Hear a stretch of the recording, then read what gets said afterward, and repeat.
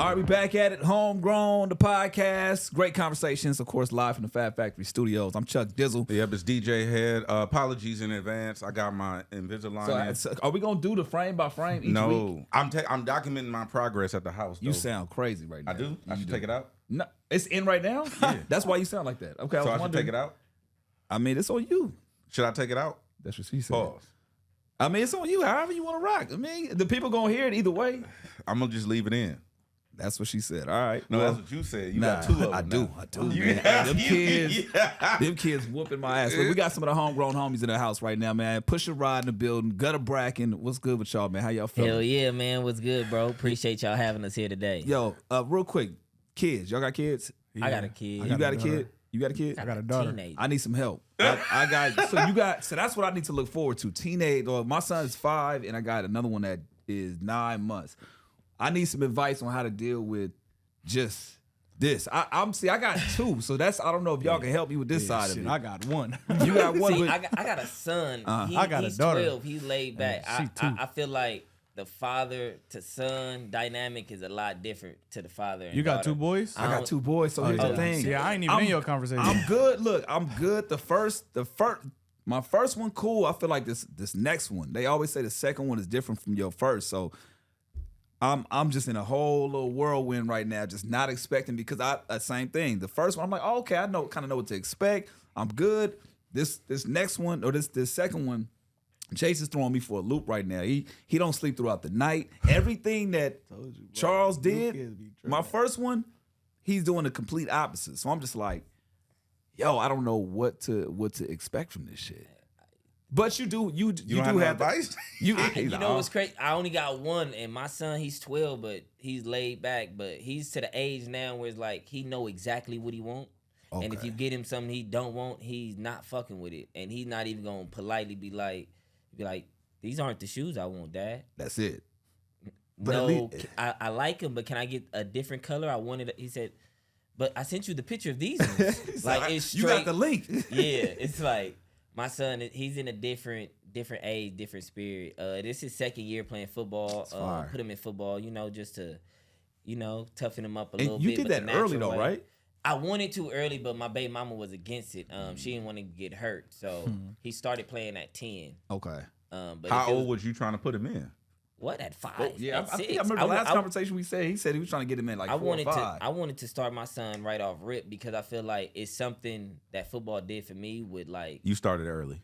I started early, but it also gave me a different type of training, different type of mannerism. Like when you see somebody who play football versus somebody play different sports, you can all kind of see it the way they talk to people or interact with little shit, how they scared of certain things and things like that. Because once you get hit. Now, yeah, straight up. Like, get that when you get hit. Do you remember when you got hit the first time when it laid you down? My first time getting ran over was by my cousin. Quick, he told me. He said, "Today the first day of pass, nigga. I'm gonna tell coach. Coach put me in with you, cause nigga ain't nobody else gonna be make you look like no hoe out here. Right. So nigga, what? He ran me over 2 times. Like first time we went up, boom, he ran me over.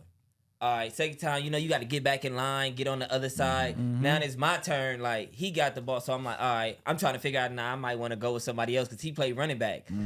Nigga, what? I tried to go behind somebody. He did the same thing. Boom. So then we went up. What? He ran me over. Laid him out. I'm looking up. He said, get up. And I just got up. But then from there on, I wasn't scared to tackle. I wasn't scared to get hit. But I feel like it took that and I respect my cousin so much for it being him doing it than somebody else. You feel me? Because it came from a love, tough love. You feel me? So my son played for Baldwin. I really fuck with Baldwin, how their community is like it's more family oriented. A lot of players come back every year. My little brother Dylan played there. So I fucked with how the organization been. So putting my son in there, it just worked perfect. So did you notice? That's a good point. You said you didn't put him in early. And you realize certain things that when people I noticed that don't, the change instantly. But I'm saying, so did you see a lack prior to that? Like, damn, I see in confidence, or in just anything. Maybe my son is quiet. Like if he's not really outspoken. So like he'll tell you what he want, but he's not really engaging in conversation with everybody. But football puts you in that. You got to talk loud. You got to say who's on the field. You got to speak up. There's a lot of things that come in the background of football that helps you as a man just go through life. And I promise you, like the first month, 2 months, my baby mom, me and her was arguing about it. Like, no, I'm taking my son out of football. Because she didn't like the rough aspect of it? She didn't like the rough aspect. She didn't like, you know, him getting hit, like certain things, him crying certain nights because of practice. But then after like halfway through the season, she started to see a change in him, in his personal dynamic. And then we had another conversation. I'm like, see, that's all I wanted. I don't give a fuck if he start, if he the best person on the team. All I care is that he try, he get out there every day, he put on his pads and he hit. Yeah. And he get his own personal confidence, because can't nobody really give you that. You have to gain that yourself. And I feel like football helped me gain that at a young age. So, like, I wanted my son to have And that. I think that only a man could push that on his son. You know what I'm saying? Like, and I think that goes to the importance of just having a male role model in your life and making sure that is strong. Because, again, it could have been something where it's like, oh, no, that's okay. I don't want him to get hurt. Okay, I'll choose for something else for him to do. But it's like, nah, let him go through it. And like you said, in a month, you notice the difference. Yeah. Damn. I think the conversation is to be had about teaching manhood in general, though, because what you just said about football, I heard a lot of homies say that about the streets. And I noticed that, too, like, from, like, a lot of the OGs and the big homies that looked out for me and shit like that.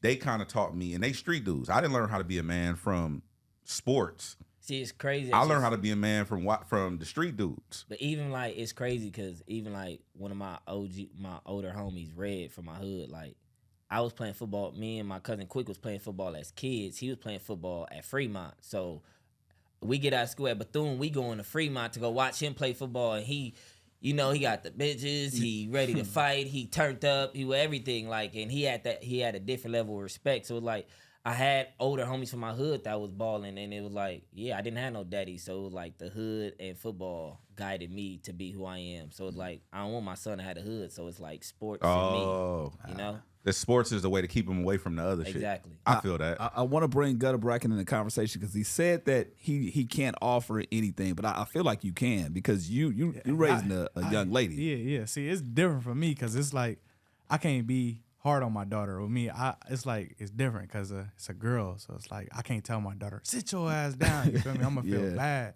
You feel me? So that's her mama's job and shit. But me, I'll be the nicer parent and shit. So you like to play the good cop. I was the good cop. What? Bro. His daughter. She make you though. Like I'm telling you. Like if you see my daughter, like how old is she? She 2. Oh, And we be at the studio. She called the phone. Come on. Come on. What? So how do you deal with that, navigating through the space as a father? You know, you got a career that you have to be away. You have to work. You got to put yourself out there. But at the same time, you're doing it for her. Yeah, you got to sacrifice. How do you do it? Like when that call comes in, you in the studio session. I answer for sure. I answer. I ain't never gonna decline my daughter call, but she know when I'm working now. Like she getting to the point where she know I'm a rapper now. Like if you show her a video of me, that's my daddy rapping. She know that now. But it's like when she want me, she want me. So be honest. The first time that she recognized you on the video, how did that feel for you? Like the fact that she noticed it. Like she knew the lyrics. Like I ain't even knew she lived because I went to Vegas. I went to Vegas for a little bit, and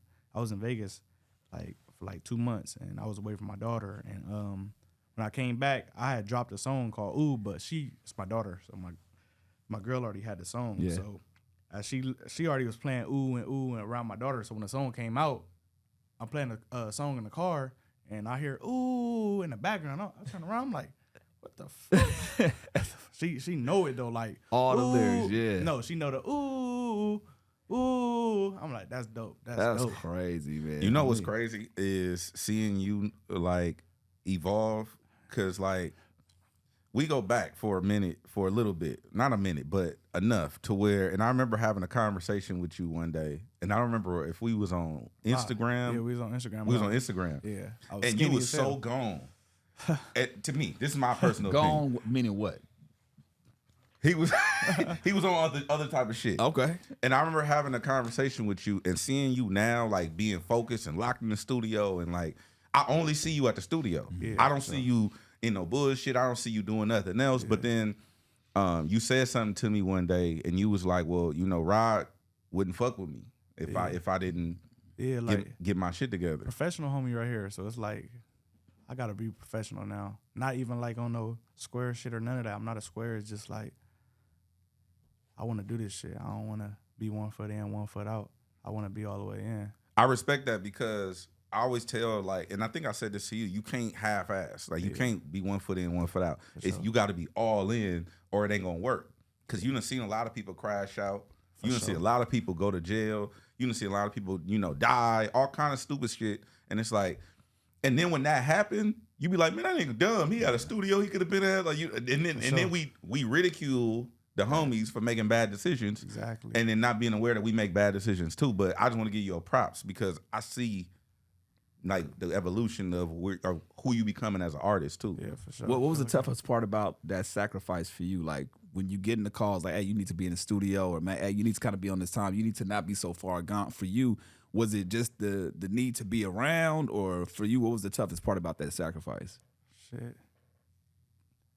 My homies, I ain't gonna lie, like I miss being around the homies still, like to this day. But it's like, them my niggas, like even sometimes, even when they can't even make it to the studio, like them niggas is the niggas who keep me smiling every day. Cause it's like the studio, it be needing the funny shit. Right. The homies is funny. Like the jokes, I swear. Yeah. I don't even care about females and shit. Like being in a studio session, that shit be distracting me a lot. So it's like I like being by myself. I record myself.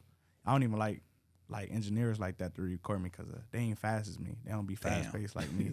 I be like catch up, and they be fucking up. Keep it.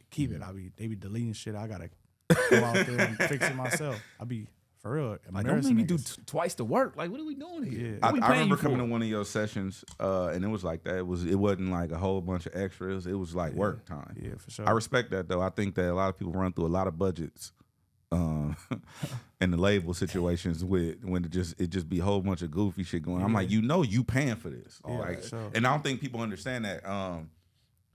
And also something that, Rod, I want you to speak on. It's the business aspect of the music business, right? Because a lot of these dudes be like, oh, I want to do music. And they don't know what that means. And then they be like, oh, my big homie, he my manager. Or they be like, oh, this dude, he's my my engineer, but he don't know how to work Pro Tools. And it just be like, I guess the need to want to put your homies in a position that they not for at that moment, right? I feel like with that, it kind of go in both hands because when I first started, I was just a homie. I threw parties. That's what I did. I did tattoos. I ain't really do nothing involved in music. Everything that came with music came because of YG and everybody else in the position that they put me in. Right. So it's like, but when you're in this position, it's like, what are you gonna do? You just gonna be the homie and be there, or are you gonna try to do a little bit more? So it went from me throwing parties to me passing out flyers to me passing out mixtapes to me, all right, YG got a show in San Diego. I'm the only one with a car. Fuck it. We about to pile up in my car and go to San Diego. It was doing whatever to position or to put myself away from just being looked at as a homie. Yeah. But I do understand why people want to put their homies in position to keep their homies around because, like, you don't want to wake up one day and then you are just surrounding yourself by niggas you just met 2-3 years ago. But it's also, I feel like it's more in the homie and realizing, like, all right, my homie got this avenue. Let me bring something to the table. Let me show what I can do versus just being there. Because, like, everybody's just there. Your girlfriend just there. Your mama just there. Like, everybody's just there. But it's like, who's actually trying to help you or who's having conversations with you to better you as an artist? But the business side, bro, is serious. Like, you have to conduct yourself as a brand and as a business in everything you do every day. And people be like, oh, well, shit, I don't want to be a rapper today. But it's like, I tell Gudda that every day. It don't matter because you already put yourself on this plateau. So it's like every day you have to get dressed. Couple days a week, you got to get a haircut. You can't do the norm thing and think that you're going to be above normal. Like, you got to put that time and energy back into yourself as a brand, just like you see other brands do. Like, Nike don't just sell the same shoe that they've been selling. Right.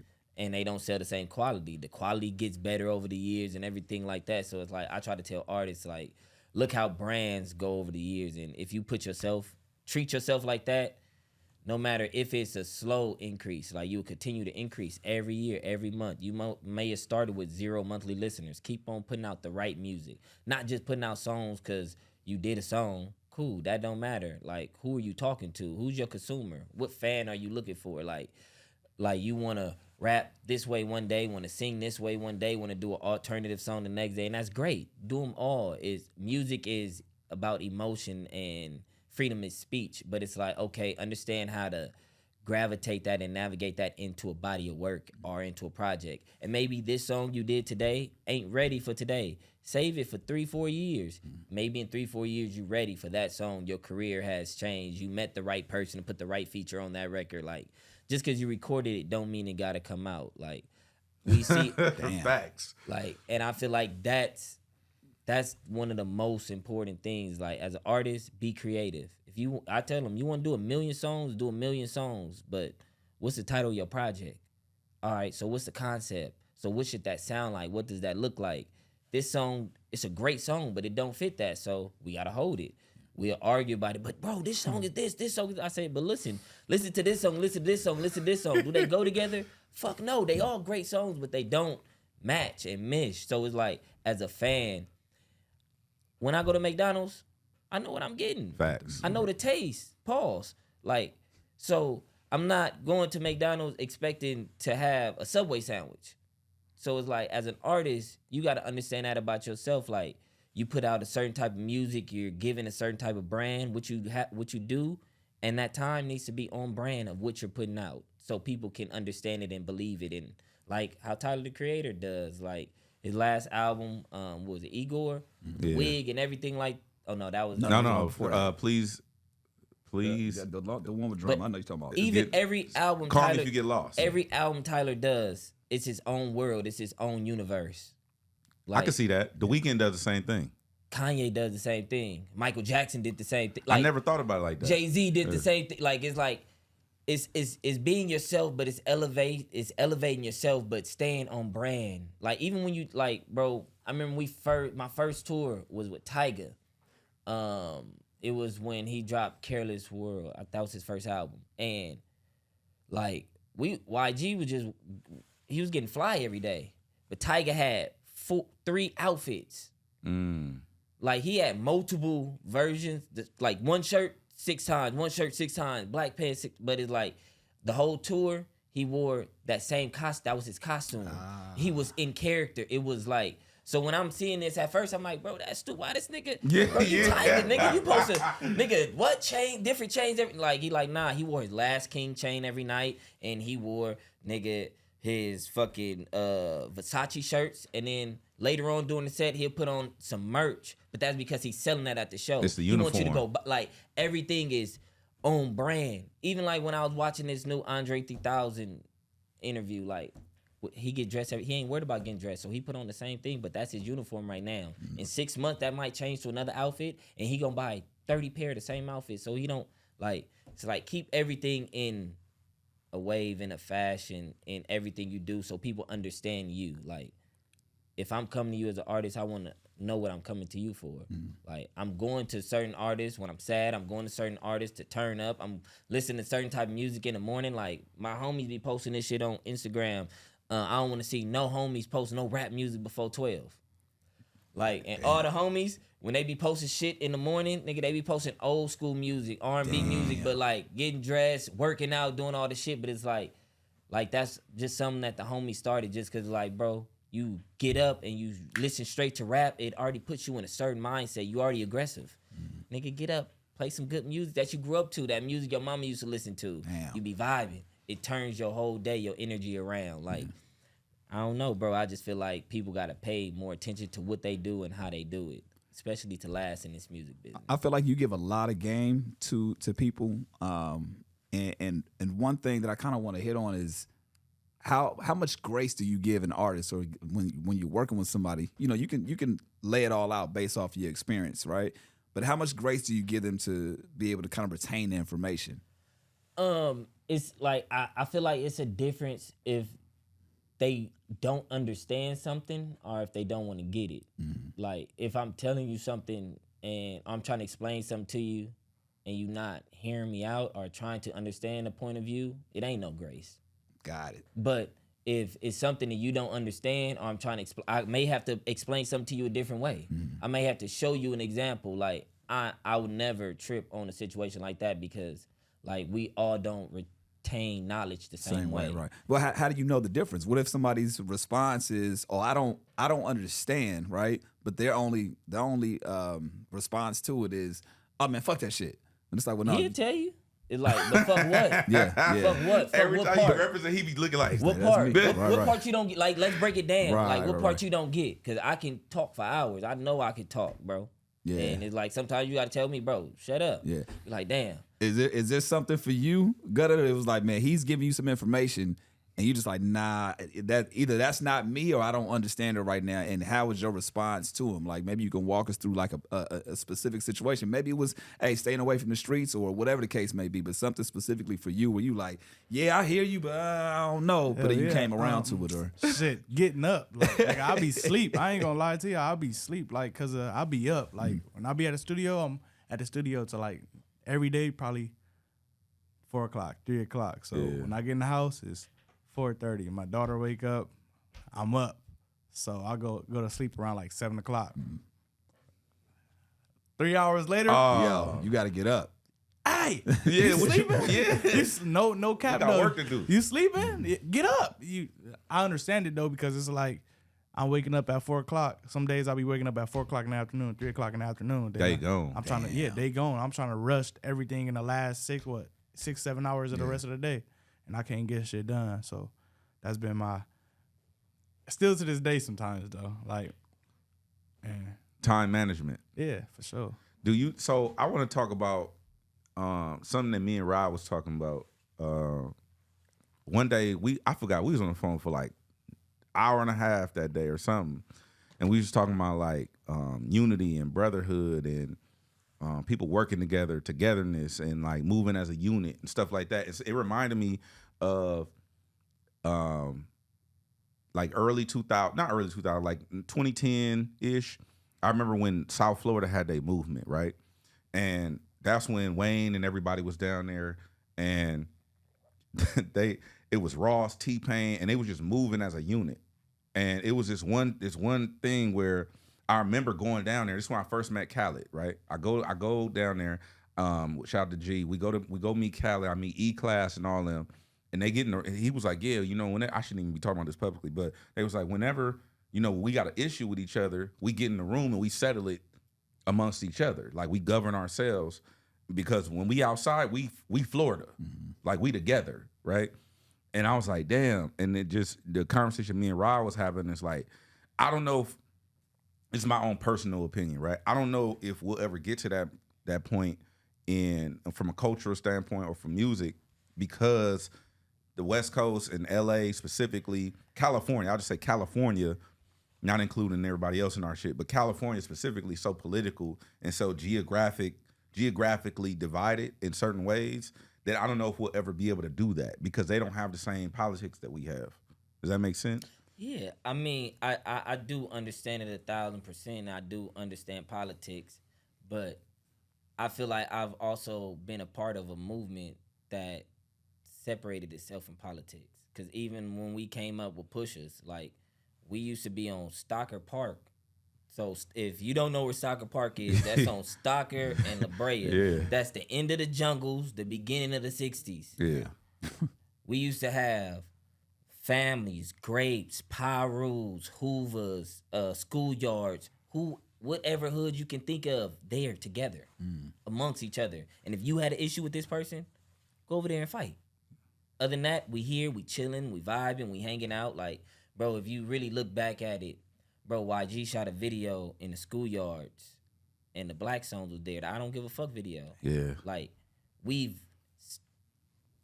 made situations and moved through life where, like, all that don't really count. Like, to me, your respect as a man count. I agree with Like, that. if you from a hood, how they treat you over there? Yeah. Because me, I'm from Swans. I got homies that love me. I got homies that don't love me. But at the same time, if I brought my homies from schoolyard to the Swans, they gonna show love to him. Right. Nobody's gonna disrespect him. Nobody's gonna bang on him. Nobody's gonna talk to him out of ill intent because he's there with me, whether they fuck with me or not. So it's like, but when I go to the schoolyards, I get the same love from TC homie. Yeah. But it's like, look at YG and Nip. Bro, YG was with all the Bloods. Like, I don't think people really understand that. Like, YG fucks with all Bloods. Nip fucks with all Crips and really all neighborhoods. But we was all together. Yeah. It's a nigga who I used to get into it with in high school with. And we ain't see each other after high school for a few years. And the next place we saw each other after bro got out of jail was in Nipsey's studio. So you know how awkward that was for the first hour? Hey, you know what broke the ice? A blunt. Wow. Blunt get put in rotation. Yeah. Shit is like, all right, he the next nigga. So it's like, so fuck it, I gotta get up and I gotta go past it. Then it's like, shit. From there, it's just like, what's up, bro? What you been on? Yeah. Shit, you know, bro, I just got out, we'll and then we start chopping up, bro, and then it just went back to like, bro, that high school shit was high school. Like, everybody gonna be whoever they gonna be. Yeah. As a man, I feel like your report card as a man is what follows you in this city. And because of my report card is stand up, I move how I move through the city. Like, I was just talking the other day, like, I don't be outside with 10 niggas. I don't be outside with 20 niggas, but I represent where I'm from.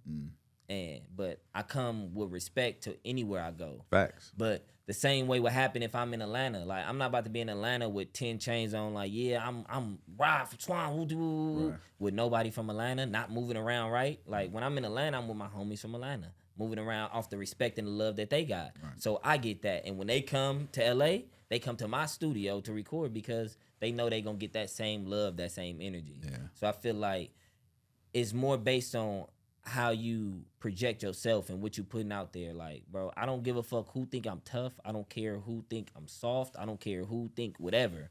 I'm me, and I'm here, and I've done things to succeed in my life. So do you respect that? Then you respect me. If you don't, you don't. And that's how I look at anybody. Like, you can be Crib, you can be Blood, you can be Hoover, you can be... Like, bro, I said the other day, I posted on Instagram, bro, I want everybody from the West Coast to win, even the ops. Wow. Facts. But I meant that because it's like, bro, as a coast, we look weak. Yeah. As a coast, niggas not respecting us. And if they ain't respecting us, because we ain't respecting each other.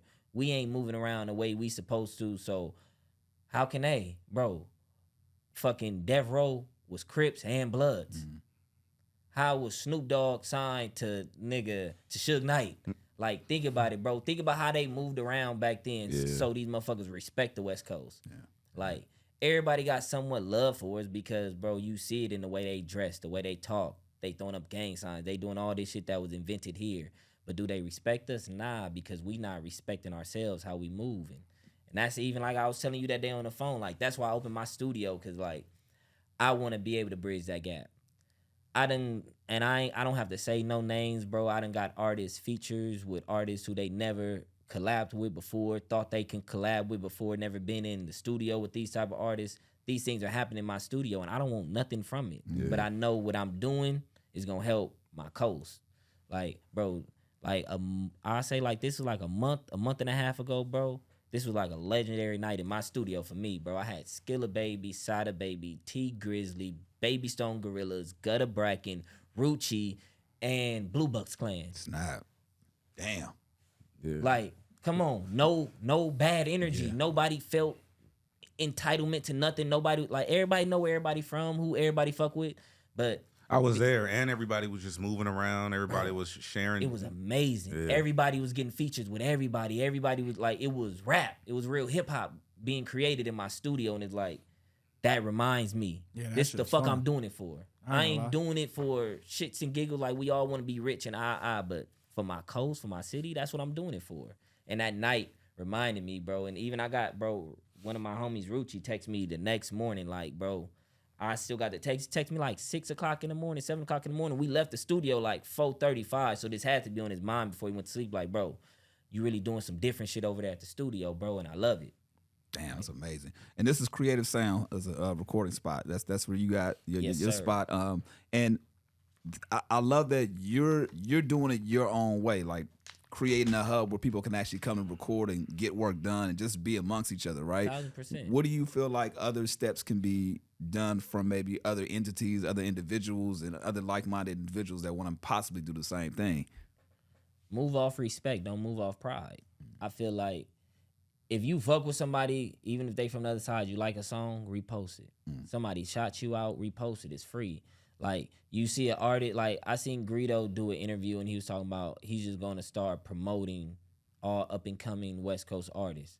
And I love that because it's like, that's the step we need, like, because it's like, bro, and this ain't no disrespect to nobody, but, bro, you in Atlanta and you coming up and you got some buzz, you on fire, you don't get a feature with Future.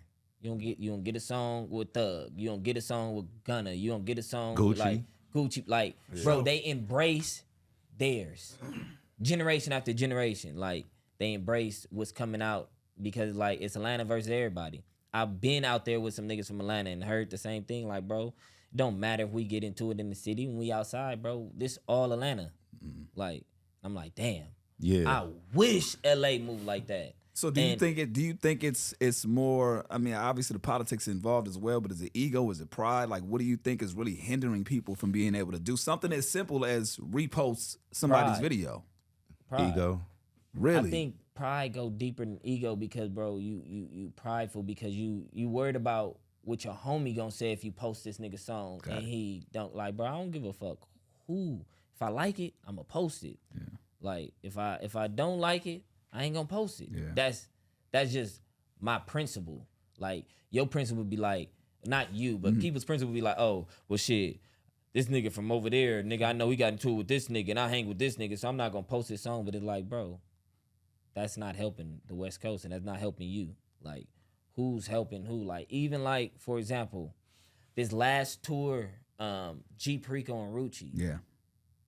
It's amazing. Like, they still on the grind, they still on the upcome. But, like, I see so many people from the West Coast, nigga, be okay with doing a tour from San Diego to Washington. Right. I don't give a fuck if it's 50 people at the show. Go try to do a show in Atlanta. Yeah. Go try to do a show in New York. Like, if there's 50 people this time and you do a great job, next time it's gonna be 100. Bro, YG first show in New York, bro, was at the fucking, what's that fucking famous little ass club? SOBs, and we didn't sell it out. Wow. We didn't sell out SOBs, and what is 400 people? Right. It's a smaller venue. Next time he went, we did Irving Plaza. Damn. Was sold out before we got there.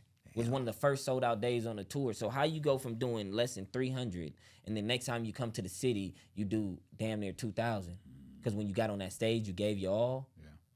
Like, that's it. And it's a matter of not being afraid to fail, for one, and then two, being able to kind of set a marker like, oh, okay, we weren't able to do this. All right, that's motivation for the next time we, come back to the city. And I feel like that goes back to the same thing because, bro, people be worried that, oh, if I go out there and do a show and it's only 50 people, what everybody in the city gonna say? I'm gonna take the show down. Yeah, bro. My first tour with my artist Aaron Ray, we did. I think his first solo tour was 16 dates.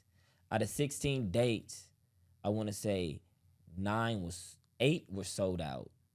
8 was sold out.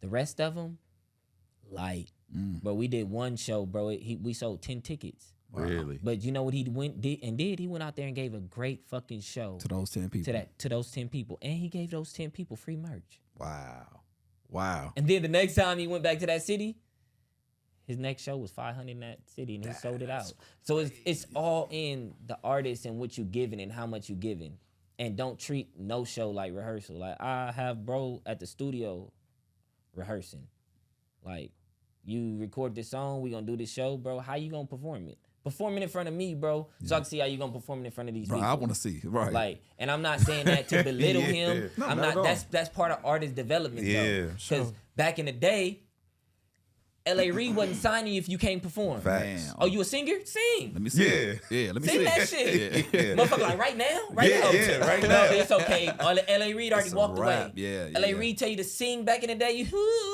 Like, nigga, instantly. Nigga, he didn't finish saying the word. You already trying to hit a harmony. Like, nigga, I was waiting for this. Yeah. But artists today move off pride. Like, you too cool. How are you too cool to promote yourself? How are you too cool to promote your music? So you mean to tell me you didn't have no money, you didn't have no way to the studio, you found a way to get some studio time. You found a way to record this song talking about your problems, and you just want to post it one time and hope the world's gonna see it. It's like, do you even care? What do you think the disconnect is, though? The artist not caring, like, or the artist being too prideful about what the next nigga gonna think. Like, I saw a video on Instagram last week, or maybe the week before last. It was this young singer dude. He's singing to some girl, but through a window. And then when you first see it start going viral, you see people talking shit in the comments. Like, oh, why you singing to a window, to this, that? But guess who else jumped in the comments? Usher. Wow. Chris Brown. Wow. And and I think they said like, I love this or something like that. And now the kid went from having a couple followers to, but it was like just trying. You never know what your opportunity never is. know. Do you think that, and I guess both of y'all can answer, do you think that people fear more of what other people think, or they fear failing? Which one is the bigger fear? They fear what other people think. Damn.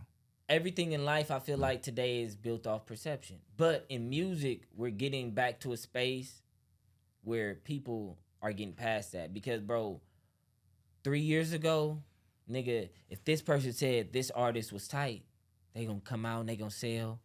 But now it's like, nah, are they tight? Right. Or you just like them? Do I like their music? Am I buying into it, or am I buying the song that you're featured on? Mm-hmm. Like, I was even telling him, like, we first started working, like, bro, like, I can get you damn near any feature, but I don't want to do that. I don't want to make you look like you an industry plant, you some robot that I just went and got my little homie from my hood, and because I'm Pusha Rod and I know 21 Savage, I know this person, I know this person, I'm just calling to get you a song. For sure. Yeah, I want to know from your perspective when that phone call happened, when y'all talked, and he said, "Look, I can get you anybody I want, but I'm not." Nah, like, it wasn't even a phone call. We was in person. That's what I'm saying. What was your response though? It wasn't nothing like bad or nothing, because it was like I was already like a rapper, like, so it was like I already knew how it worked to get features and shit, and I knew who Rod was, so I knew what he could do. I knew who he hang around, but it was like, I gotta work for that shit. I don't want to I didn't even want to be an industry plant. That shit's gonna look crazy. I'm from the east side. Yeah. Like, exactly what y'all was saying. Like, people gonna talk. Like, not that I'm scared of it or anything, but it's like, nigga, I'm from LA, and it's like, I'm not trying to be an inside out artist. I want to be a artist, not a rapper. I want to be an artist. I want to be wiggling around, making friends with my rapper friends, my real friends. I want to have rapper friends. I don't want to just be I don't want the rappers to just be his friends because he know him. Yeah. Every feature we got, the artist was down to work with him. Yeah, or the artist went in the room and said, "Oh, I fuck with this." Or him and the artist had real conversations. It's been a couple that I done reached out to and said, "Hey, bro, would you hop on this?" Hell yeah, I fuck with Lil Bro. Hell yeah, you green. When bro gonna be up there? Like, his project coming out this week. One of the features, my boy Skilla Baby. Skilla Baby was been at my studio recording since he came out here. Met bro, they was hanging, chopping it up with each other. We did this song. My boy Lil Rich sent me this beat. It's crazy. Shout out Lil Rich. He produced for Bia, a whole lot of money and everything. He sent me this beat, and it was different from everything Gudda was doing. And I'm just like, bro, it's something about this beat, bro. I just want you to try something different. He did it. And right when he did it, he like, I don't know, it's fire, but I don't know if it's me. I said, bro, this is different. Just watch what I'm gonna do.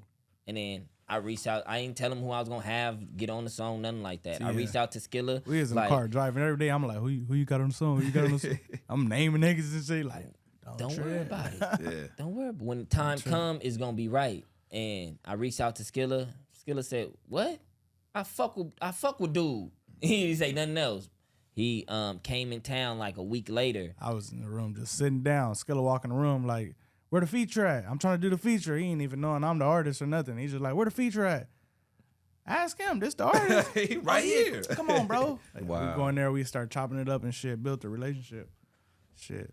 And that's something that goes beyond just the song. It's like you guys actually building in the studio. You know what I'm saying? Hell yeah. But shit like that, I feel like is real part of artist development. And a lot of things, like even today, like I don't be blaming the labels. I be blaming the people who call themselves the indie labels or who's developing these artists. Like, you just trying to sign something because it's streamed. Like, a label, that's their job. Oh, it's doing numbers, go get it.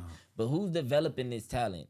Who's taking the time with these artists? Who's taking the time to show these people what artistry is? Who's taking the time to show these people how to act around other artists? Who's taking the time? Like, bro, don't just get a record and throw artists out there and think that they gonna last for 20 years. Yeah. Like everybody who you see who lasts or who has real success are usually tied back to something who had success or people who understand how to move through rooms. I feel like that. you may not have had the best success on your route, but you know the right way to move around when you get an artist so they don't just do fuck shit. Yeah. Do you think that? Because there's a conversation to be had about that as far as like the way labels move and the way you move as an independent artist or independent company, right? And it's been brought to my attention numerous times. I don't want to say ways to sell out, but ways to compromise what I believe in for money, right? Like, oh, you could sign this artist, or just say you just say that you manage this person, and we gonna go get a deal, and you get 20%, or just put your arm around this nigga, and we gonna cut you in on the, and it'd be that type of shit, and I just be like, But that's what dried out music. I feel like that, bro, and I feel like that's kind of why shit is kind of fucked up. It's just people who don't give a fuck doing things for the check, and I get it. We all gotta eat and we all gotta survive, but at the same time, it's like, what are you willing to sacrifice and give up? Me and him had plenty of opportunities to sell homegrown to these brands that want to do business with us, but it's like that on the line with what we do. Right. You know what I'm saying? He's how many years clean? You know, 7. he's 7 years clean, sober, right?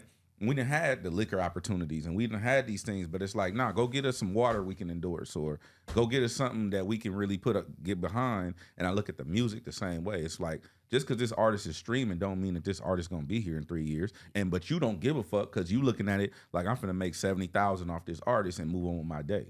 You know what I'm saying? But even when I was at Interscope, bro, I never went for the artist that had a crazy competitive deal. I never went for the artist who was streaming crazy. I went for the artist who believed in their brand and what they were trying to push. I believed in the artist who was focused on the future goals and not just trying to go viral today. Like for example, when me and Manny Smith signed Rich the Kid, bros looked at it like the fourth Migo. Really? Like when he was signed to 300, like people wasn't taking him that serious, but he was an amazing artist. And we had a meeting with him at Interscope. Then after the meeting, me and Manny sat down and Manny asked me some real shit like, do you really think Rich is that? Would you bet your career on it? I said, I bet my career that if Rich got in the room with a good situation, that he'll work harder than 10 niggas, but he'll never get that look where he's at because he's not a priority. Damn. And then Manny was like, you sure?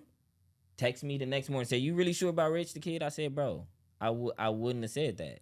Then Rich the Kid came to Interscope. Then you got New Freezer. Then you got Plug Walk. And it's like, if he would have stayed where he was at, could that have happened? I don't know. He had the music already. Right. But it's like, who's seeing the vision and how can it grow versus just signing something because it's tight. Like, I don't want to sign or stand next to nothing just because it's tight. I want to stand next to something that I believe in. And when I talk about it, you hear it when I'm talking about it. I'm not just like, yeah, man, this is my artist, Gudda, bro. Yeah, I just want y'all to hear him. Yeah. Hey, bro, I gotta, right. I believe in, bro. Mm-hmm. I'm pushing this. And it's like, even if it's something where I gotta stand in front to help push, bro, like, I'm willing to do that because, like, I believe in him and what he's trying to do versus waiting for a record to go fucking viral or putting them in it. Like, I can easily say, oh, you got this record, cool. I'm gonna go, hey, 21, bro, you know you my nigga, bro. I need this. You know, bro. Yeah.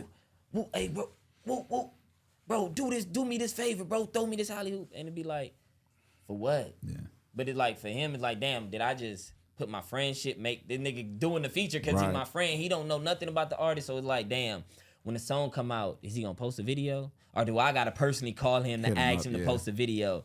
Is he gonna tweet the song? Like, it's like all the other shit coming when the artists don't fuck with the other artists or the shit ain't organic or it ain't real. It's something that I want to ask too that's important that I feel like either both of y'all can touch on is, when is it appropriate for somebody to call in the favor?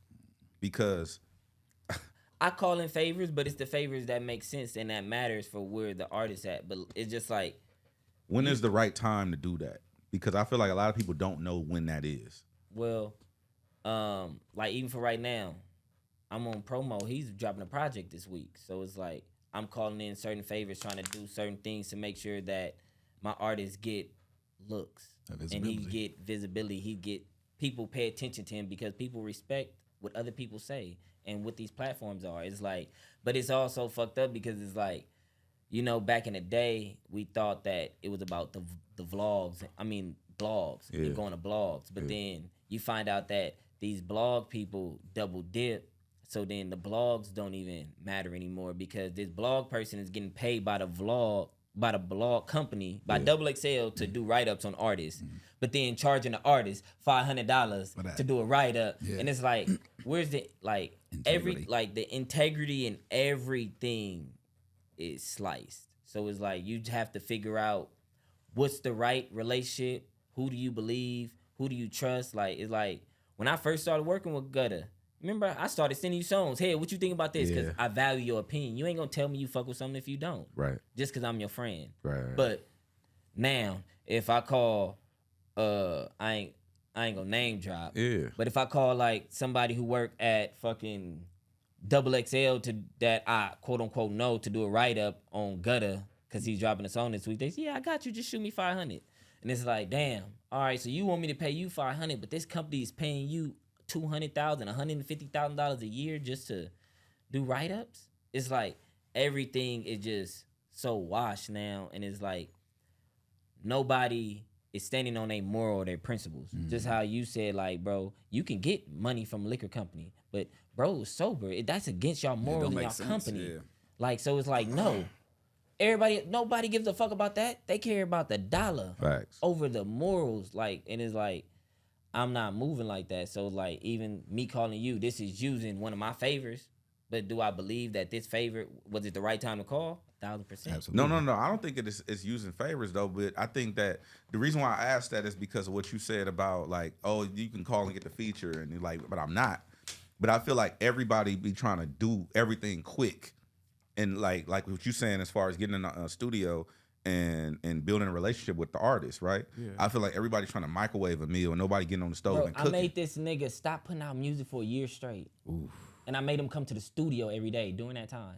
Or every day he could. And every day he couldn't, nigga, I was on him about not coming to the studio. What was that about? Being better. Having more confidence. Believing in what you're saying. And not just coming in here and rapping. Like, what are you talking about on these songs? All right, cool. You got your own studio room. Do what you do. Now, come on, let's listen to these songs. You've been recording for a month. Let's see what you got. 36 out of 50 songs sound the same. You saying the same thing. So we can't use how many of these, like, it's like, so now we breaking it down. All right, cool.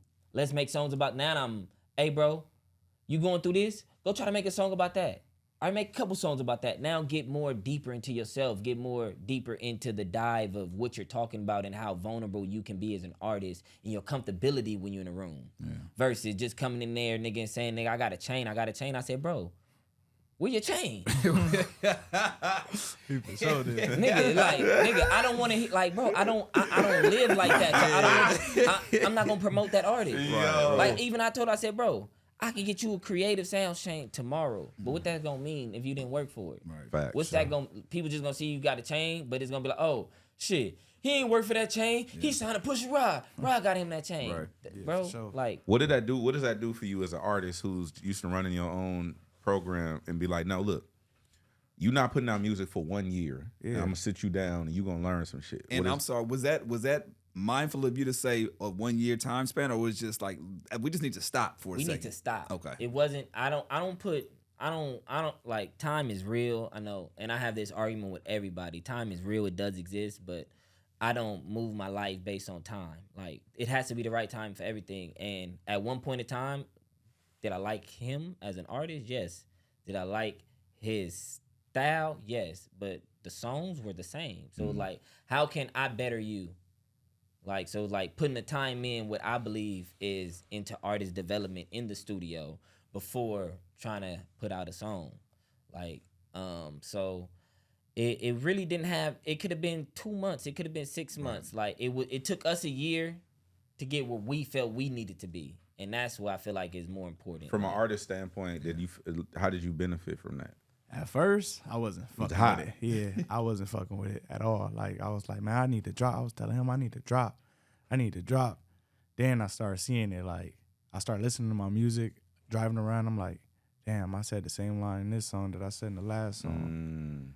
Said this, then I'm just keep on listening to all my music. And I'm like, nah, this shit ain't supposed to sound like this, man. So I started going through my music one by one, erasing shit. I ain't gonna lie, erasing shit.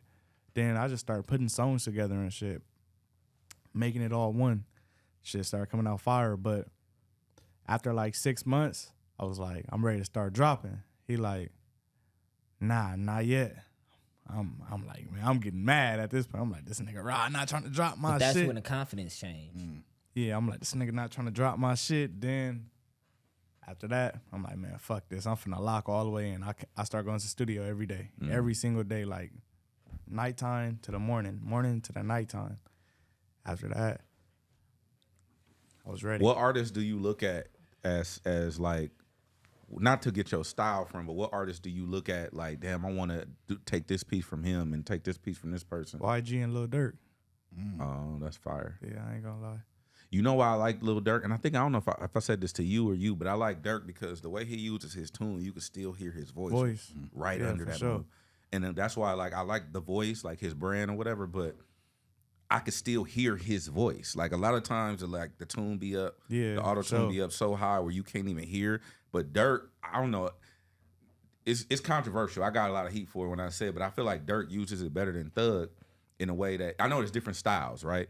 But I feel like he uses it better, and I think Thug would have been, but I think Thug would be way bigger to a larger audience of people if he did kind of what Durk does a little bit. I know people be killing me online when I say that, but I just like the way he uses it because I Yeah, can me still too, for hear sure. his debates in his voice. Yeah, for sure. And then he uses like when he recording this stuff, the engineer makes it sound like it's like not actually like super detailed mix, not super scratchy, none of that shit. It sounds like we talking right here. Right. Like when you hear this podcast, it sounds like a real aspect, like you in the music. A lot of people's shit don't be sounding like that. It just be sounding like a whole lot of effects and all type of crazy shit going on. I like the YG and Durk thing. I never thought about it like that. Yeah. That's fire. For sure. Then even with my beat selection, like I'm West Coast, and then it's like if you listen real good, it's Chicago. Or like I like the guitars, I like the crazy ass sounds, and like I be telling my producers like I watched Dragon Ball Z growing up. Go get this loop, this little piece from Dragon Ball Z. It'd be the little stars and shit that's going around when I used to play the game. Put this in the song, like put this in the song, making the song my song. It's like tired of being in a box. I feel It's that. like we got to wiggle out of this motherfucker. Do you think that artists are not being creative enough in that way? Because I remember watching the breakdown when Hit Boy did Backseat Freestyle. Yeah, and I watched like the pieces he used for that beat. create It was that, like yeah. Sailor Moon or some Yeah. shit, and it was like you got to be. I was going to say a word, can't say no more. you watched Drake and J. Cole video? Yeah, That shit's crazy. that right? video was insane. That's how I be looking at shit now. Like, That video is, I don't know. I ain't watched a lot of videos. I watched enough videos this year, but that got to be the best video of the yeah, year for for sure. And that's how I be looking at shit with my music now. Like, that's somebody's mindset, complete mindset. Like, and it's like no control over the video guy's mindset. This is what I want to do. This is what I'm gonna do. You feel me? So when I'm in the studio, that's how I be now. Like, if this is what I want to do, I'm gonna finish this song, work on everything else later. But I'm And gonna you do said this that song. that turned on for you after kind of like sitting down and really reassessing, like, okay, I can't just be making songs and make songs for sure. and Yeah, for sure. activate it like that. I forgot, that video was fire, Yeah, bro. but even before that video, like that was in my mindset. After being around Rod though, like so much, like because of he changed my mindset to a lot of shit. Like I'm a Cancer, so I'm emotional. So it's like when it come to a lot of shit, I be like, man, I'm not finna listen to this nigga. I'm walking away from him, all type of shit. I'm not listening to him. I'm going to do my own thing. Then after like, I swear like this, like 3 conversations ago, it was like, damn, bro, I gotta get in the bag. I gotta get in my bag. And it's like I figured out like the West Coast, our problem now is like, nigga, we always down talking each other. We gotta stop that shit. Like we gotta build a bond. Like my last freestyle, I talked about all the good shit that the West Coast got. Niggas don't do that shit. They rather down talk each other. I'm not with that shit. I love that, man. Focus on the positive shit, the shit that's actually working, the things that you see. Because I feel like I totally agree with that. I feel like a lot of conversation and narrative that's surrounding LA rap and hip hop, it's like everybody's focused on the wrong shit. Now, granted, there needs to be, we need help. You know what I mean? There are things that we can improve as a coast, as a community, for sure. I be watching podcasts, and the first thing the interview doing is, hey, so what do you think about, like, they be trying to be messy and shit. I turn that shit directly off because it's like, nigga, y'all fucking us up. Yeah. Y'all gotta stop that shit. But you know what? Like, I feel 100% that way. Yeah, and it's I like, feel I understand the attention it bring and all that, but I'm not with that. Like, we West Coast. Just like y'all was saying how Atlanta, Florida, we gotta be like that. If we ain't like that, we ain't gonna win. We gonna keep taking L's. But I also look at, okay, so since we having that conversation, don't you think that the artists, like, let's say, well, I haven't seen y'all do this, but the artists, the label, the team, the management, everybody is also to blame for that, because it's like, well, shit, my album coming out on Friday, I need to go here because I need to get the attention for my project. Yeah, so then that also makes you an accomplice. If Rod go busted somebody, you in the car, you know how that go. Yeah. You get the same or a similar charge. Yeah, for sure. So if the platform is in itself a bullshit platform or messy or whatever the case may be, and then you patronize that platform, aren't you part of the problem? Yeah, for sure. But that's why I be doing my researches and shit. Like, Rod would be like, you want to go here? You want to go here? He give me an option to say yes or no. Got you. And if it's a no, we ain't gonna do it.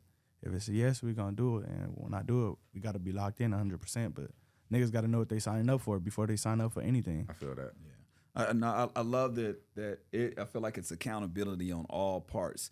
Being that we're kind of there, what do you feel like there needs to be improvement as far as like the media space in here? Because we also talk about the systems as far as, pushing the artists, making sure that we're in visible settings, and we're just doing amazing things. What do you feel like we could step up as far as a platform? And we can start with homegrown, and then just in not specific platforms, but just in terms of like as a whole on the West Coast as far as the media landscape.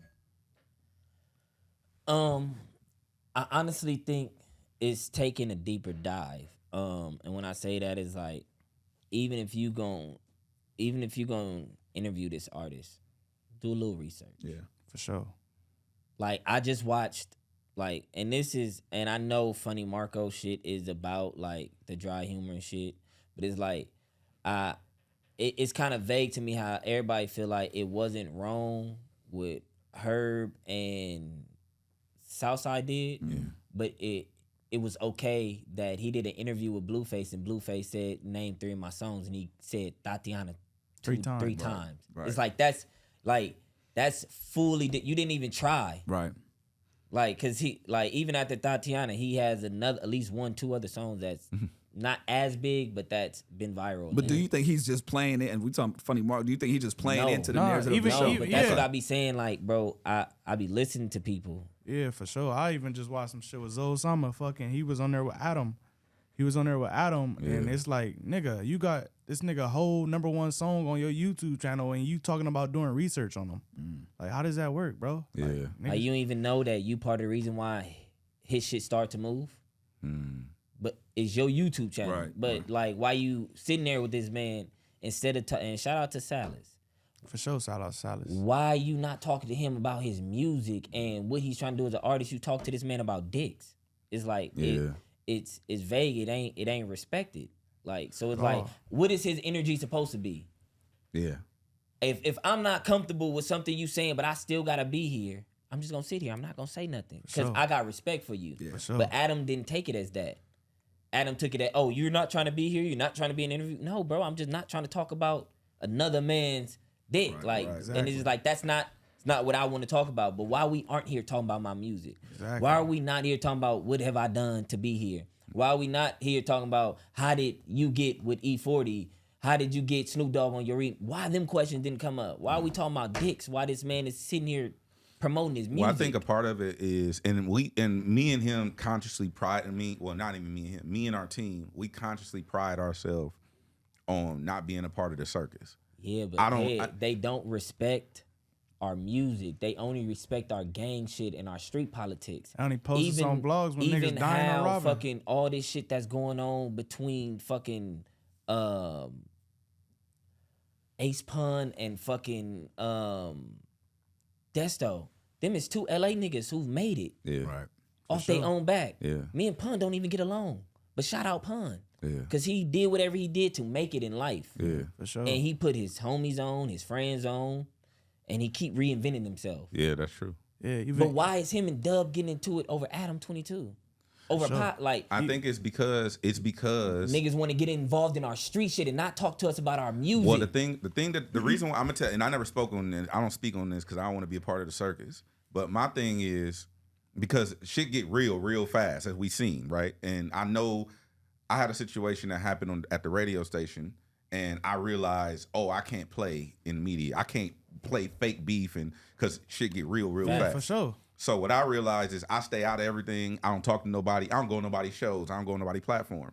But what I will say about that situation specifically is what I realized, and this is, I'm not trying to be racist or none of that, but what I did realize real fast in the last 3 years is, and I got some white friends. I got a lot of white homies, especially in the music business. But white people, they not a part of this in the same capacity. And at the end of the day, they could take their hat off and go home. 1000%. We can't do that. Sure. And so because we're not allowed at that luxury, I don't believe that we need to move in the capacity that they move. And that's across the board. But the fucked up thing about it is, like, with No Jumper, right? It's one of the biggest West Coast media platforms. Mm-hmm. So where do the Baby Stones go to talk about their music? Where do Zoe Simon go to talk about his music? Where do Kalen go to talk about his music? Where do Blast go to talk about his music? Where Gudda got to go talk about his music? So it's like, but we're not talking about their music. It's all bullshit. You talking like the bro, negatives. Like I was saying earlier. Like one of the biggest West Coast platforms, and we can't, like, it is what it is. Like, but so it's like, you're not gonna do it. Like, so it's like, are you hindering the artist by not letting the artist do it because you know what's gonna come? It's no different than brands. When Gap and Forever 21 came out and they offended black people, right? Everybody stopped buying Gap. Everybody stopped patronizing this business. It's no different. It's the same thing. That wasn't true. No, I know it's not true. I'm saying that's the optics, right? Or we boycotting. We putting a black square on our Instagram. That's more perception based. But we from the streets, we gangbangers. The streets don't got perception. Nigga, you on here talking, so when I see you, it's up. Right. It's no, like people can go say, oh, you know, I don't want to stand next to this person and still be standing next to this person. Man. But we from the streets, bro. Yeah, it don't work like that. We don't have that luxury. If I say something about you, nigga, I expect you to come when you see, I know when I see you, it's up. Be up, yeah. If I'm sitting in the room and this nigga is talking about somebody else and I'm laughing or I'm engaging in a conversation, nigga, it puts me in it, even if I don't have nothing to do with it. And that's the fucked up part about gang politics in the streets. It's like, bro, but bro, when I go to Atlanta, bro, the 6-0s and the families hang out. Yeah. When, like, nigga, in LA, that won't happen unless somebody's a cousin or some this. And even when they do hang out in their family, bro, they still be like, yeah, that's my cousin he from the other side, though. But it's like, man, you can't just say that's my cousin. Like, but this is like, bro, so I be looking back at it like, bro, I know I'm a gangbanger turned executive. Cool. You can take it how you take it. You can look at me how you look at me. But, nigga, just because I'm a blood don't mean I'm not going to show love to a Crip. Just because bro, I got homies from Hoover. I got homies, like, who I've known since I was a kid. I got homies from Grape who I know since I was a kid. Like, but our hoods don't got nothing to do with us knowing each other. But you got respect in your hood, right? As men, yeah. As a man. Yeah. Because you carried yourself as a man. You're not one of the weird niggas from the hood because how you carried yourself as a man. So, you got respect. Like, I feel like it be more based on that. And, bro, we let people like Adam, bro, dictate how we view somebody else or respect somebody else. And it's like, this is the streets of LA, bro. Like how Greedo said, like, nothing in a podcast should turn into reality. But that's not the reality we live in. Because everybody, if somebody say your name, it goes back to perception. Because now your homies like, what you gonna do about it? What you gonna do about it? Oh, nigga, use a what? And you gotta come back to the pride thing. So. And then your homies not even worried about what you gonna do about it. Your homies ready to ride, nigga. because it's you. Yeah. I got so many homies from my hood who's ready for nigga me to get into some music shit or him to get, and I'm, bro, we not on that. If it happen, bro, I pray to God it don't. But it's like, bro, if it do happen, I'm not about to go call my whole hood and have my whole hood come beat up on this rap nigga. Right. If I gotta do that, nigga, then nigga, I'm not a nigga. Bro, do you remember? If I get into it with you, I'm gonna come to you. Yeah. Do you I don't need 30 niggas. Do you remember when I called you about getting a studio for somebody to come do a podcast? Uh-huh. Do you remember? Yeah. And then when I realized what I was, because I didn't know. I mean, I knew, but I didn't think. I wasn't thinking. I'm be honest with you. Like, if you call me, you like, hey, Head, I know you know somebody in Texas. I'm like, I'm gonna call my man in Texas, hook you over the studio. So it wasn't him that called me. It was the homie that called me and was like, yo, I need a studio for so-and-so. And I was like, oh, okay, I got you. I called Rod. I'm like, yo. And as we on the phone, Rod is like, who? I'm like, yeah. He was like, and I didn't realize what I was doing. And Rod was like, yeah, go ahead and just tell him, send him over here. It's good. and I'm like, oh, I'm tripping. Never mind. No, Rod was like, no. It's cool. Send him over. He be straight. We gonna make sure. I'm like, nah, I'm cool. And I got off the phone, right? I told him, go find your own fucking studio. Call iHeart. Call somebody, find your own fucking studio. They end up finding the studio. He goes on the air and tough guys himself. And it's like, yeah, you know I'm scared. I'm like, and then the homies hit me like, see? That's why. Yeah. And I'm just like, but I also realized the responsibility that comes with being people who we are. And that's part of the responsibility. And me and Glasses be talking about this. Like, as far as God be looking out for babies and fools. If you are sound mind and body, you on your own. Facts. And you have to look out for people who probably don't have the same mental capacity that you have. 100%. Even when they being on some weird shit or goofy or whatever the case may be, you still have to and it's like, I be talking to God like, I'm tired of taking the high road. Like, but it don't never like weather type shit. Out for you. And it's a difficult process. You know what I'm saying? I want to speak to something real quick because it's something that you kind of alluded to, or you did say, and it's something you spoke on as well, as far as the interviewers or whoever talking about the music versus talking about the bullshit. And this comes down to this. We talking accountability now, right? And from what I've seen from the metric side, the music don't do views. It's the bullshit that does views. Yeah, everything has a sort of clickbait to it. Yeah, for sure. Like, even like everything I've said today, like, I'm sure a moment of it can be used as a clickbait to get people to go look at the interview. Right. Yeah. But when you come back to the interview, is the interview just clickbait? Got you. The whole thing. I see what you're saying. Like, yeah, it's not. Yeah. Are you diving into the artist? Like, bro, and when I'm saying diving in, bro, I'm not saying to know this person's life story. Yeah, no, I got you. Take 5 minutes to read a one sheet. Oh, he just dropped this song last month, this song the month before. The biggest streaming song is this song. It's like, what do that take? Right. But it's like also about caring about your job and the platform and what you're doing. Are you just trying to feed people clickbait? Right. So here's my response to that. I hear you. Totally understand. And I feel like that's, again, where we pride ourselves in terms of, like, when we do talk to people doing that research, just make sure we having a deeper conversation or whatever. But then this is just from my own personal experience and my own, like, my thought process. And I know I've seen other people kind of go through it as well. When they take the time to do that and have those conversations, and it doesn't necessarily do those views, yes, you have the integrity, which we pride ourselves in, and that's fine. But then you see the bullshit go so much faster. Somebody else, yeah, we care about it, and we care about the platform and what we do, but somebody else that doesn't really necessarily give a fuck about that, they're going to say, oh, why would we even do that when we know this is the shit that can go far? As a media person, I feel like is and I could be wrong at this.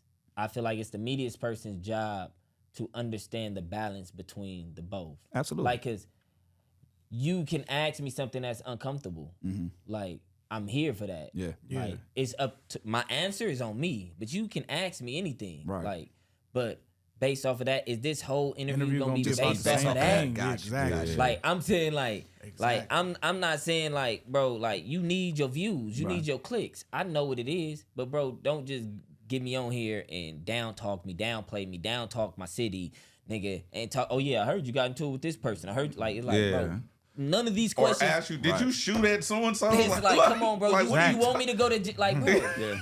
Like, it's like, what are we doing? Like, is this just a clickbait site or this a music podcast? Right. Is this like for music? Because like from what I found, a lot of these podcasts started as music. Even like, bro, I don't be watching this nigga shit like that because I kind of agree with somebody else said. But the Joe Budden shit is like, he dissed YoungBoy without listening to YoungBoy's album and X, Y, and Z. That shit fire. But then he went back and listened to it and then went back the next day and took accountability and apologized for it. Because he didn't give it the shot. right. Yeah. That's all I'm saying. Gotcha. It's like, bro, take the time Right. to understand, like, bro, any artist, like, bro, when I listen to an album, like, I try to understand where that artist at or what they was going through, what they talking about. Like, what is the album about? Unless it's just a gang of songs. If it's a compilation, it's a compilation. I can figure that out by song 3, 4. But it's like, if you got skits, if you got interludes, if you got transitions happening, like, I'm paying attention to that, to the musical aspect of it while I'm diving into the album and to understand what you're going through. Like, because it's like, that's all music is supposed to be, right? Mm-hmm. You're supposed to be venting about what you go through or what you saw Experiences, somebody right. else go through. Yeah. So how can somebody do that trashly to a certain degree? You might not like it. It might not be there for everybody. Like, I don't listen to everybody's music, but it's like, I've heard a million people tell me, nigga, I've heard people say Yachty's weak, and I say, how? He's had a #1. Right. How many people had #1? He doing something right. He had a song nominated for a Grammy or won a Grammy. He's feeding his family, his kids. He's doing X, Y, and Z. He wrote the putting other people- song for the girl. You know what I'm saying? Like, it's like, so it's like, in what aspect? And he's content with himself and who he is. Right. And he's happy in life. He ain't mad about nothing from the conversations that I have with him. So it's like, that's what I feel like is really, like, he's winning. Like, no matter what. Like, he's winning in life based off of music. He used music as a plateau to put him in a different atmosphere to do whatever he want to. The nigga sells nail polish. Right. Like, and it's like, how deep did he go into this? He put on nail polish. He sold the nail polish. He gave y'all tutorials. He talked about the nail polish. He gave the nail polish to so now y'all know it's real and it's a brand, so people bought into it. But like, are people, that goes back to the music. How many people do that with their music? Niggas just feel like, oh, I've been recording for the last 6 months. This the album I came with. Here it go. Tell me what y'all think. Yeah. Like, nigga, even what Tyler, the creator, said about, bro, I'm gonna promote my fucking album every day till I'm fucking tired of it. Right. Like, and it's like, nigga, that's, bro, I tell him every day, bro, you got a song out, bro. I'm not putting another song out till you promote this song. Please, it's out. You Like, got nigga, show me some. different organic ways to promote this song. Yeah. Because if we put out the next song and you just post a cover, we gonna do the same thing over and over. Do you agree with artists wiping their social media and or removing all of the songs and starting from ground up? Because I know that's a thing that's been done. Do you agree with it? Disagree with it? I'm not for it and I'm not against it, but I would say, like, when you are trying to be in a world or live a world, like, it makes sense. Like, if the artist is kind of just based off pure lifestyle and just doing dope content and that's what their Instagram is for, then what you wiping it for? But like, if you're using your Instagram as a marketing tool for your music and you only really post music shit about your album, like, it's like Kendrick, like, he posted on Instagram shit about his album when he does his out, like, so like, when that chapter's over, he closes that chapter, but he's not gonna go and make a new Instagram. This is Kendrick Lamar Instagram for this. Well, you know, he so does got JoJo Ruski, the burner account. Yeah. but we got that we one. all got a No, burner. no. You feel I me? don't have a burner. I don't either. Me neither. What's your burner account? I ain't everybody got a burner. I don't have a burner. All I right, don't, for sure. Head. How many Instagrams you got on your phone? One? You got Homegrown Radio? No. We have a social media person. Did you got the password? In that case, then I do got a burner account. Exactly. Okay, I'll give you that one. I got, don't even I have got, a I got my password. Creative Sounds Whenever- Instagram. That's my burner. Whenever account. whenever something go up and something need to be Oh, corrected. you mean like a Finsta? See, Yeah. Finsta and burner are two different. Oh, see, I don't have none of that. Nah, I ain't got no Finsta, offense like, either. so when I worked at Interscope, I had made a Finsta because I smoke weed, I party, I be out with women, I do all the real life stuff that I do that you I can't display could on not display because I worked for that company.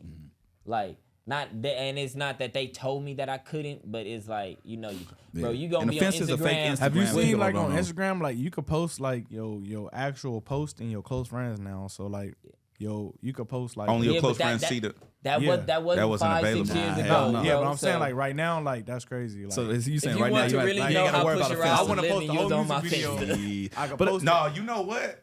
I was on Rod's close friends, and I understand why you have offense to them. I was on Rod's close friends, And this was before close friends. and seeing his interactions with like him and his girl and like different shit. I'm like, oh, You don't want the world to see you want that type of time? I'm real, bro. What? Real life. Like, but it's like when you work for a company, Yeah. like you are walking Billboard for him. for them. So speaking of that, and this is the last thing I want to ask. Speaking of that, do you agree with people being charged? Do you agree with people and brands being held accountable in their real life for stuff that they do in their professional? No. So if I do something, if I work for iHeart, and I go beat up Pusha Ride in the street, What's your real name? Aaron Drake. Did Aaron beat up Pusha Rod or did DJ Head? Aaron Drake beat up Rod. Aaron beat up Rod. So why is DJ Head being accounted for it? Right. It's like I look at it like that. It's like, Me bro, too. Well, That's no, how. I mean, because then you wouldn't Bro. create offense to, right? I mean, that's still you. That's still right. No, because that's not because of me. That was because of respect for the company that I worked for. Like I couldn't promote my real life Gotcha. because of that company, but at the same time, I was still push a ride. Yeah. But like it's like how people say this, and I don't give a fuck how I look at it like this. You still be fucking R. Kelly music? Or nobody want to answer that question. I don't fuck with music. You don't fuck with It fuck with usually music. when I'm doing that, it'd be like, "Are you still watching on the TV when I'm doing that?" Okay, see, like R. Kelly make great I don't like music, that. like, but I don't give a fuck about Robert. That's a Right. bad person. Right. I never knew Robert, but bro, my grandma who passed, who I grew up with, who I used to be in the kitchen when she used to cook to Step in the Name of Love on Right. repeat. So it means something, right? Oh no, I would still play it. Like if I DJ the wedding, I would still play it. This is what I'm saying. But like, you want me to disclaim this music that I grew up loving because of what this person did in his personal life, and I don't know anything about this person? Fuck no. Yeah. I'm not gonna do that. It's a difference between the two, because I can't call Robert. Yeah. I can't ask Robert for $1. I can't, like, bro, Robert didn't come to my graduation. Yeah. Robert didn't touch my little cousin. Like, but it's like, I know deeper layers. It So get if deeper. Gudda Brvckin wants to make a song with R. Kelly, would you set that up? R. Kelly's in jail, man. But I'm saying, would you set it He up? slid you a hook. Now, He slid you a hook. Would you set the song would I up? let him make the song? Would you know? Would you? Would the song come out, or would I let him make the song? Would you make the song and put it out? Would you promote the song? I wouldn't even want to do that though. Why not? I mean, I understand like the publicity and all that, but it's like Well, you didn't answer the question. I'm talking about you. From your business, you said you can separate the man, R. Kelly, and Robert. So now you have an opportunity to put Gudda Brvckin on the song with R. Kelly As of today? As of today, and put it out. He's Robert to us now.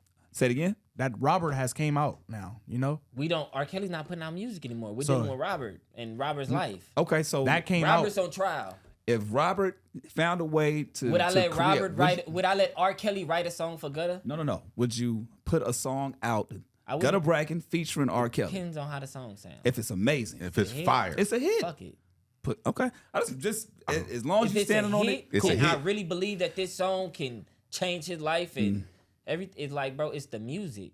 The music matters, not nothing in the personal. 'Cause so let me ask you this. So then where do you You draw drink the line? liquor? No. all right, you drink liquor?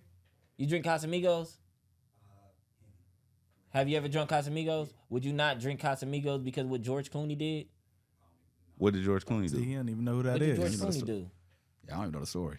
Ain't George Clooney supposed to be a bad person? Ain't George Clooney supposed to have did some stuff to some women and X, Y, and Z? Oh, I mean, I don't know. But Right, but that came out. But we're not. so you saying we don't do that to us, or you saying that? We only do that to us. Okay. I believe that, but then I also seen what the white people did to the Weinstein dude, and the white people did that to a couple other people in their world. A little bit. Yeah, It it's ain't not as to the same bad. Little degree. bit, but It ain't as bad, but you're right. We do that to us. I guess my point is that although you say you don't separate them, Or you do separate them. saying, There is a world where you're like, okay, well, I do have to separate myself from that because of. Yeah, but that I feel like that's the difference of brand association versus liking a song. Like, this is what I'm saying. Like, maybe I should say it a little better. Like, we grew up listening to R. Kelly. Yeah. Them was great songs. Like, we're not talking about what the man's doing in his personal life and doing today, or what he was doing at that house. Yeah. That didn't have nothing to do. Did we know that when Step in the Name of Love came out? I didn't know. Right. It's like, so all these kids say these crazy things about Michael Jackson. I personally don't believe them. Cause Right. I don't know Michael Jackson. The nigga who sung them songs that I love, Still nigga, attaching to it, I can't, you know what I'm saying? But we still have people tarnishing his brand to today. Yeah. Like, but it's like, nigga, Michael Jackson is still Michael Jackson. We ain't take Michael Jackson's songs off of fucking iTunes. Yeah.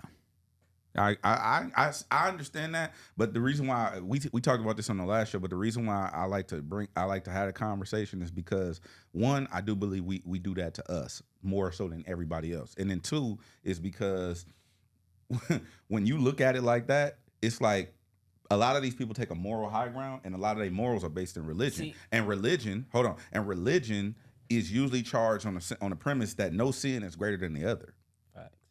So this is what you do in your regular life is no worse than what this man did. If both of them are sins, if we taking a religious moral high ground. Right. But then I also look at it like this, like, hey, you know me as a gangbanger, right? I know, Rod. And you know me as Pusha Rod, the music executive. Is that the same person? I believe I've seen you evolve into a different person. But are they the same? Would you have had Rod, the gangbanger, come here and do an interview today? No. Why not? Because it wouldn't have been nothing for us to talk about but the bullshit. Right. But you can have Pusha Rod, the executive, come here and do an interview today. But they the same person. Yeah. In theory. They're different people. But in the same body. In the same right? body, yeah. So like, ain't that the so same you thing? identify as a new nigga. I'm not saying no, I'm not saying I identify as a new nigga. I'm just saying like, bro, like I'm gonna start doing that. With judgment zones, like I don't want anybody to judge me from what I've done or who I am in the streets, in the music industry. You think that'll fly? I get very frustrated, like when I hear like, bro, it's this one nigga, bro, and it's crazy. This was like last year.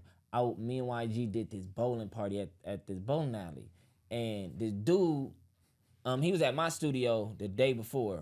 Then the next day he went to go work at another studio with this other group of people. I don't want to say no names, you feel me? But then the day he went to go to the studio with them other people was the same night as our event. And then when he left there, he called me like, "Hey Rob, bro, I just want to know, bro, are you sure it's cool if I come, bro? I don't want nothing to happen, bro. I got my jewelry on, bro. I ain't got no security. Should I call security?" I'm like, "Bro, you good, bro. Pull up, bro. You with me. Gucci." Bro came, had an incredible time, right? Amazing time. And then when it was over, we all drunk. You was right there, wasn't you? Yeah. And nigga like, "Hey, bro, I ain't gonna lie, bro. I was scared to come because they said, bro, it's just gonna be gangbangers here and no women." I said, I took the mic. I was drunk as fuck. I took the mic. I said, "Bro, now look around. Look to your right, look to your left. You see gangsters and beautiful ladies, right? But who you see more of? Bad bitches." Nigga, I was faded, but it's just like, because, bro, another nigga gonna tell you don't come with me because it's just gonna be gangbangers? Nah, I've been to your parties. My parties is full with the baddest women. I wanna have the baddest women around me. And of course, gangbangers are gonna be there. But eclectic niggas are gonna be there too. Eclectic niggas. Artsy niggas is gonna be like, bro. Eclectic niggas. Like, I wanna have, in a dream world, I would have Rance. I would have David Sebastian. I would have my homie from the hood. I would have Thomas, my Asian cameraman, all hanging out with me at the same time. Because those are all different worlds, yeah. of me, that I'm in. So it's like, when I throw events or when I have parties, that's what is there. My first, when we had fucking, during COVID, I was throwing a party called Friend of a Friend. Yeah. Nigga, bro, one friend of a friend, I had Yo Gotti, Meg Thee Stallion, fucking Moneybag Yo all there at once. Crazy. I was A&R Moneybag, but bro, I had a whole bunch of gangsters in there. I had a whole bunch of, bro, all kind of crazy shit in the house party. And it was amazing. No fights, no gunshot, no nothing. Guess who shut the police? Guess who shut the party down? Police. The police, not no niggas. Yeah. And I'm okay with that. Yeah. There's never like I knock on wood. Like when I was young, when I used to throw parties in my grandma's backyard, shit used to happen. Yeah. But bro, I've been throwing R&B parties and all type of events at my studio, bro. And by the grace of God, bro, ain't one issue.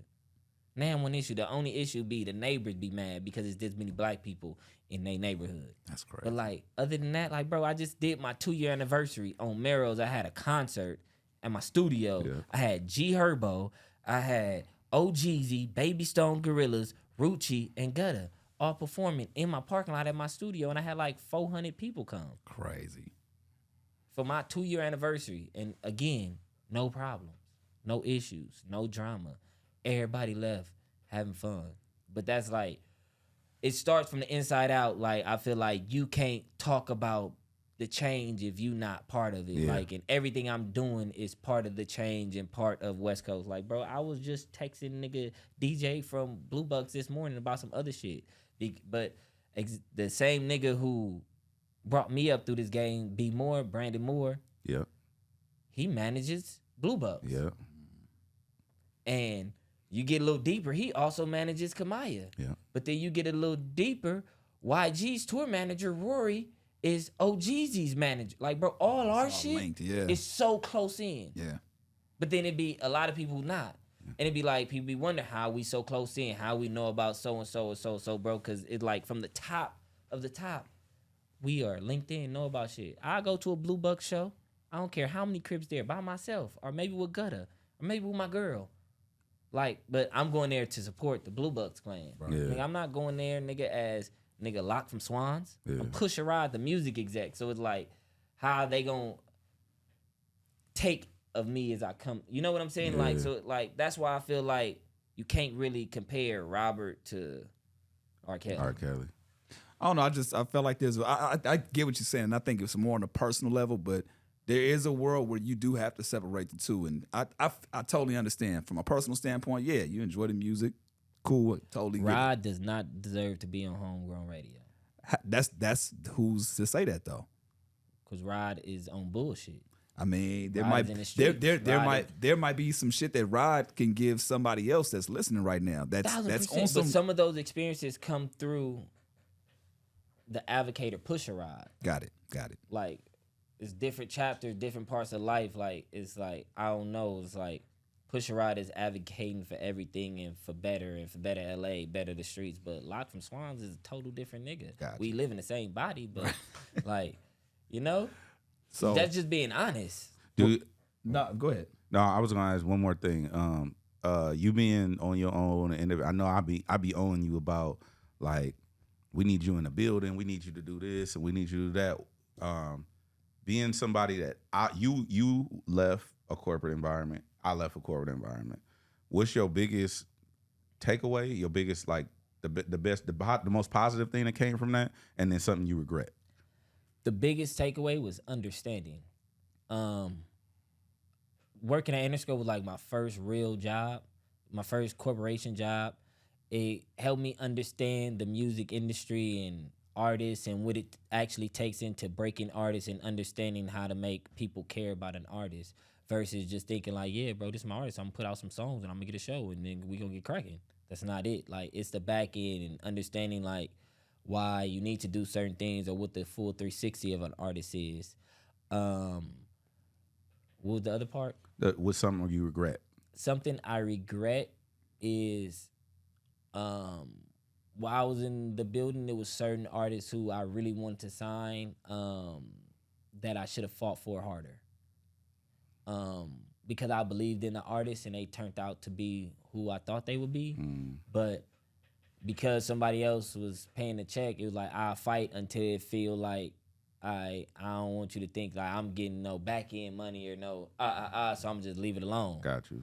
But and then the last thing I say, I wish I would have, when I was in the building, tried to be more into it and involved with what was going on in the West Coast. I feel that. Project. I was gonna say, let's get to the music. Project is coming. Well, technically, project is out now. Yeah, project is out now. What is something that I mean, you took a year off, which is crazy. It's something that you put into the. I mean, what's something that you learned throughout the project that another artist could benefit from? Not from you, somebody else watching you. Take time with your craft and make sure every time you working in the studio, you fully focus. You can't always answer the phone. You can't always be on Instagram while you in the studio. You gotta be locked in because that take away a lot of your time in the studio, being on the phone. You gotta sit that motherfucker down and just think about shit you gotta sacrifice, time you gotta sacrifice. I'm not saying no demonic sacrifice type shit, but like I had to sacrifice time away from my daughter. Like down there, half of the time she's been alive. Like majority of my days, I'm in the studio. So the other 12, I'm with my daughter. So it's like sacrifices is one of my biggest things I learned. Like you can't bullshit. Sometimes you ain't got a second chance. Man, we appreciate the conversation, man. Gudda Brvckin, Pusha Rod. Man, it's homegrown. I love these conversations, and we'll continue to go up the next go round, man. Chuck Dizzle, DJ Head. Catch y'all next time.